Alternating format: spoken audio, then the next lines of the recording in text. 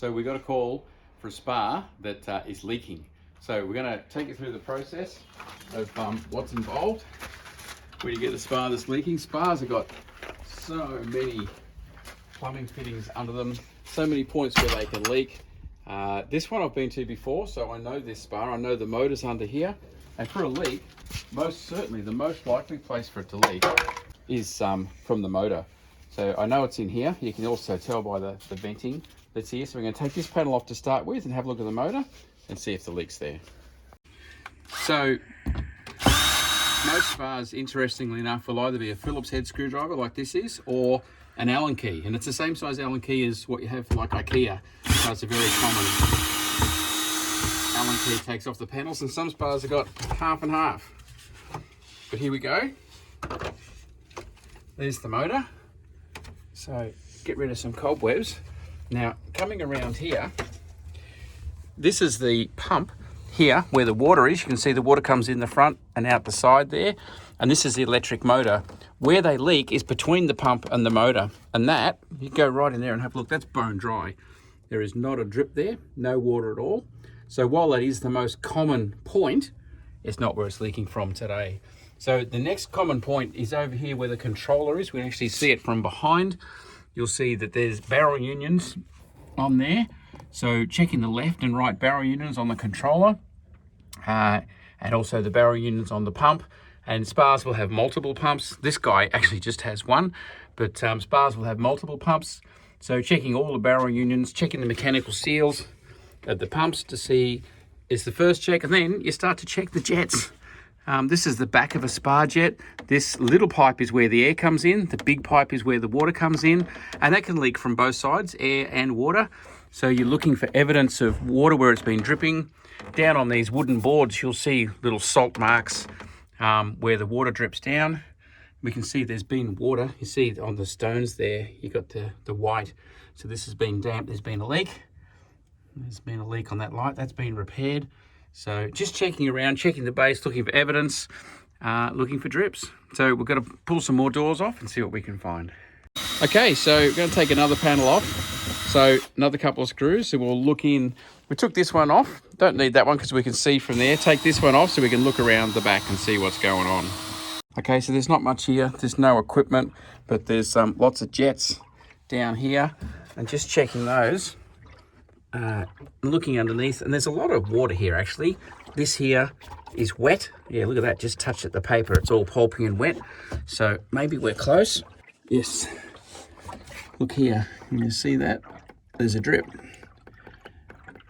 Yeah, you can see the drip there. So we've found a leak. Finding one leak, of course, doesn't mean you found all the leaks, but we've found a leak. And yes, it's one of these guys here, actually where the air bubbles come up. If there's one that's easy to see. It's always nice and deep and hard to access where they come out. So there's a fitting where the hose goes on, and that comes through from your spa blower that pumps the air, and it goes to all these fittings right the way around the seat. We'll have a look inside to see where that is. And it's that one there that's dripping. There's actually been a repair attempted on it. It's got a bit of silicone on it. So it's a matter of cutting the hose, and we've got some joiners to put onto the hose, and then we screw that out. It's just a thread, top and bottom. You've got to be able to access top and bottom, screw it out and replace the fitting. They always break in the same way. The little barb coming off the back breaks. So I'll grab a fitting and show you what that looks like. To effect this repair, we're going to have the spa empty. And it's these guys here I'm talking about. So when you turn your air blower on, this is where the bubbles come up. They go right around the seat. It's on the inner edge here. There's 5 over there and around the ring over there in the shadows. So it's a matter of, we'll go underneath, just need to hold this in place and turn it. We'll cut it and turn it from underneath, and then the two parts will come apart. I'll go and get another one. We'll have to get this water out of here, and then go and get another one of those, and we'll be able to switch him out. Come back to my bag of tricks now. We've got little joiners like this. This is for the blower tube, like we're replacing. Bigger ones like this. As I said, when I showed you the jet, there was a big tube going in for the water and a little tube going in for the air. Same for the blower, is this same little size. You see I've got a bag here of a couple of different sizes. This is most of them of these two sizes. This is a bigger guy, this is a smaller guy. Now, if you look from the top, looking at that flower pattern, and that one's got circles, we've actually got this guy here, I'm pretty sure, but they're a different size at the top. This guy here is a bit bigger. So this is the one we're going to need to replace it. Now, have a look online. If you know what it is you need, there'll be a repair kit. It's going to need a little bit of tubing too. So we'll have to chase up, there we go, a little bit of the right size tubing. So that will be pressed onto there, and then we'll just have a little bit on the joiner, and then that'll be able to get to where we cut off. So you're going to need one of these, need a little bit of tubing and a joiner, and you'll be able to do the repair. Okay, so we're back spar side, and we're just going to cut that tube and then spin that guy out and pull the fitting out and then clean all the old silicone off. Cut through the tube, you can see how good and thick they are. Cut through the tube here, and this is where that little barb there has broken off. So you can see they've got gussets on this one to make it a little bit stronger. They've improved the design. That's always where they break. I've never had one break anywhere else. It's always just at that flex point between this where it's fixed and the hose. So if you're ever transporting a spar, never ever grab hold of these tubes or put any weight or pressure on them, because it puts too much pressure on these and then they break and you have to replace the whole fitting.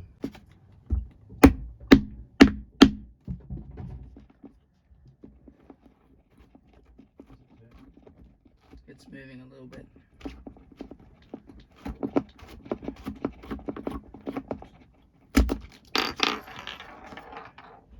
Okay, so the old fitting is off now, and you see here that barb where it's come off. See how thin it is, and just single. It's not gusseted and thick like that. So the new ones are a lot stronger, but these ones are the ones that are breaking. So that's out, and that's a reasonable match. It is a different size, so we can't switch it. Sometimes you can actually switch it so it's an exact match. But just test fitting this. This has got an O-ring on it, and if you look when it sits down here, the O-ring actually sits up on the top. So we won't use that. You don't have to use the O-ring. We can just put some silicone under here and around and press that in, and that'll seal into place there. But the O-ring is going to make it sit up too high, which you don't want. Okay, so the next job is just to clean up the hole, get all of the old silicone off it. That can be done with a towel or with a knife if it's really tight, but you do have to get all the old silicone up and all the lumps up.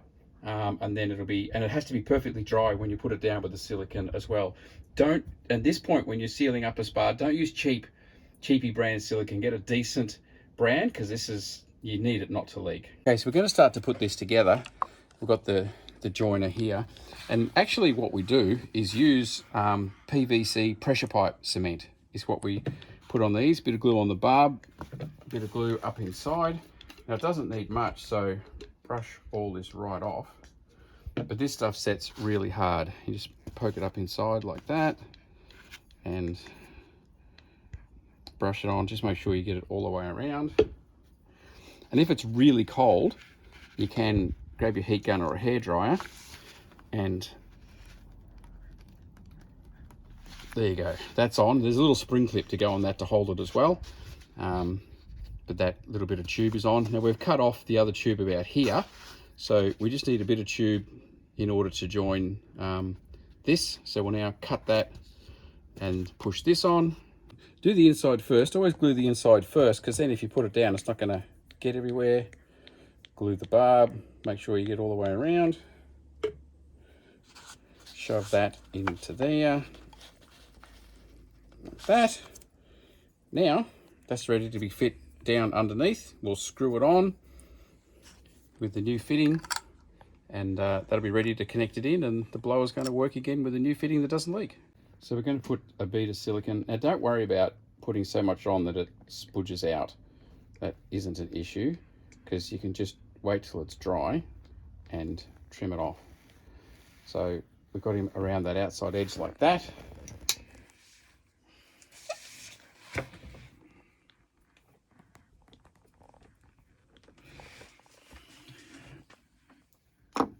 And then we drop that in, give that a little press.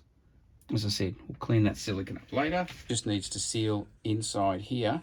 So we're going to put a little bit around here, just so it can seal underneath on the spar and not leak out. So what you got to do is you got to have one person holding this while the other's screwing it up from the under, just to keep it nice and secure. Okay, so that's pretty much it. You just screw it up nice and tight. That O-ring can be fitted underneath if it fits. if it's going to work for your spa. You can just seal it with silicone though if you want, and then just glue on that last barb and then press it in to join. Now again, the older pipe can be harder, so you may need a heat gun to soften that pipe up a little bit, or dip it into a cup of boiling water just to soften it, so you can then push the barb in, and then you are done. Congratulations.